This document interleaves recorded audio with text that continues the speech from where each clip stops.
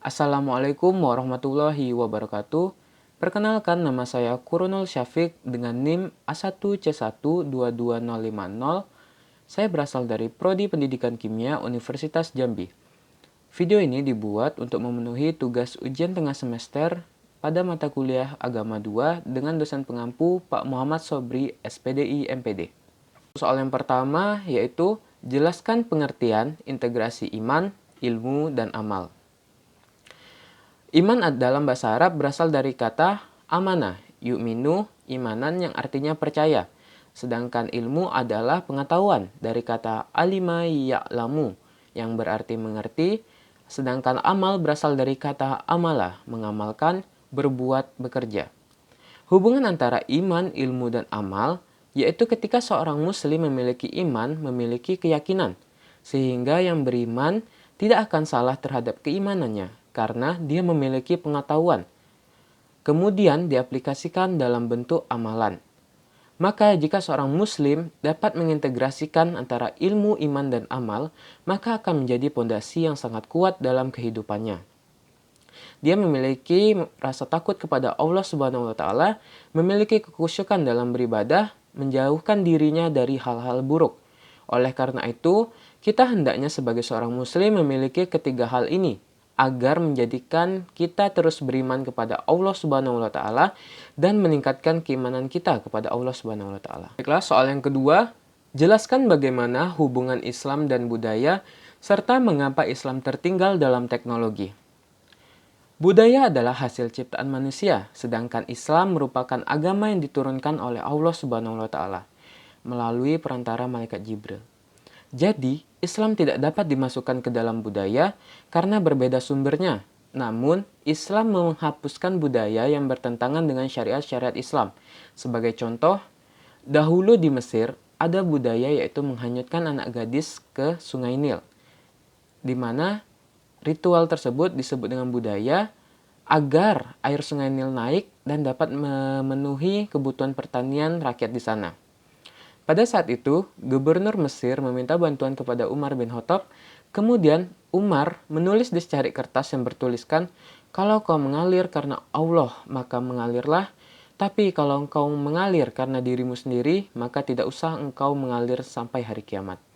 Kemudian dilemparlah secari kertas tersebut ke Sungai Nil oleh gubernur di Mesir, dan keesokannya air Sungai Nil naik dan budaya tersebut dihilangkan oleh masyarakat Mesir.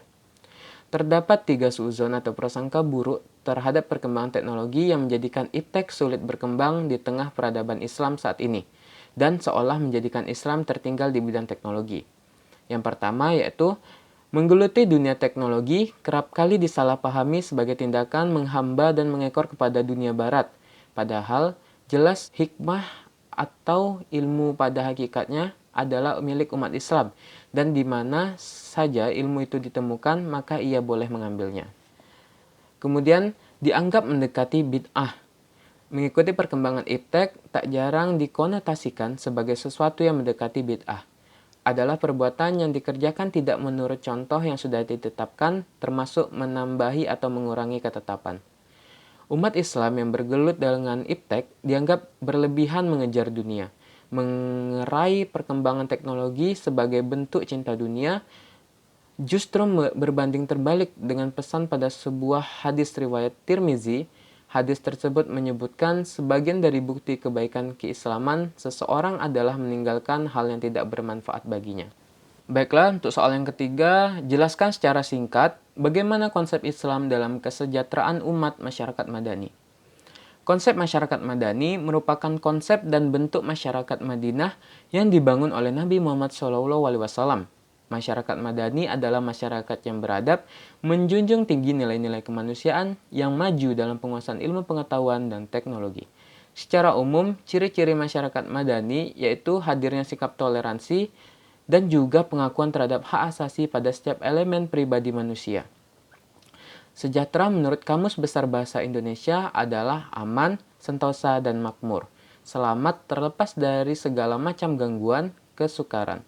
Dengan demikian, kesejahteraan umat merupakan keadaan masyarakat yang sejahtera, di mana prinsip kesejahteraan umat adalah yang pertama, jangan mengeksploitasi orang lain.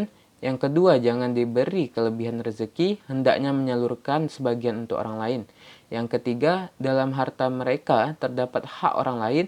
Dan yang keempat, bisikan yang paling baik adalah mengajak bersedekah, berbuat ma'ruf, dan mengadakan perdamaian di antara manusia. Dari prinsip tersebut, hubungan masyarakat madani dengan kesejahteraan masyarakat diwujudkan dengan sistem ekonomi Islam. Penerapannya bisa dilakukan masyarakat dengan zakat dan wakaf. Untuk soal yang keempat yaitu, menurut Anda sudah sejalankah Islam dan kebangsaan di Indonesia? Relasi agama Islam dengan negara senantiasa menuai perdebatan yang tidak ada habisnya. Sejak jauh sebelum Indonesia merdeka hingga saat ini, tema tersebut senantiasa ramai diperbincangkan. Ada 3 macam respon dalam menanggapi relasi Islam dengan negara menurut Gus Dur, yaitu respon integratif, respon fakultatif, dan respon konfrontatif. Di mana respon integratif berarti Islam sama sekali dihilangkan kedudukan formalnya dan umat Islam tidak menghubungkan ajaran agama dengan urusan negara. Sedangkan sikap responsif fakultatif berarti jika kekuatan gerakan Islam cukup besar di parlemen, maka mereka akan berusaha membuat perundang-undangannya sesuai dengan ajaran Islam. Kalau tidak, mereka juga tidak memaksakan, melainkan menerima aturan yang dianggap berbeda dari ajaran Islam. Dan sikap konfrontatif merupakan sikap penolakan terhadap kompromi terhadap kehadiran hal-hal yang dianggap tidak Islami. Indonesia bukanlah negara sekuler yang secara jelas memisahkan urusan agama dan negara. Indonesia juga bukan negara agama yang menjadikan hukum Islam secara legal formal menjadi hukum negara. Indonesia merupakan negara religius yang memposisikan agama Islam sebagai etika sosial. Dengan demikian,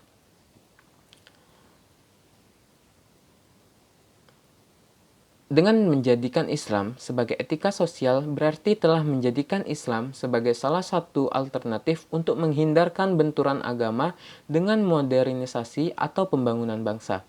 Nilai-nilai agama Islam akan mendukung tegaknya konstruk keindonesiaan yang adil, egaliter, dan demokrasi. Yang kedepannya akan melahirkan sikap toleransi dan hidup yang harmonis antar umat beragama, mengingat Indonesia merupakan negara yang multikultur dan sangat plural. Kemudian nomor 5, jelaskan pendapat singkat Anda mengenai pentingnya seorang muslim mempelajari agamanya. Menurut saya, seorang muslim wajib mempelajari agamanya. Karena jika seorang muslim tentunya dia beriman. Namun, apakah dengan iman saja cukup? Tentu saja tidak. Oleh karena itu, dibutuhkanlah yang namanya ilmu. Ilmu tentang agamanya. Yang beriman tidak akan salah terhadap keimanannya karena dia memiliki pengetahuan. Atau dengan kata lain, ilmu agama yang dia pelajarin digunakan sebagai pedoman hidup dalam beribadah kepada Allah Subhanahu wa taala, menaati perintah Allah Subhanahu wa taala serta menjauhi larangannya.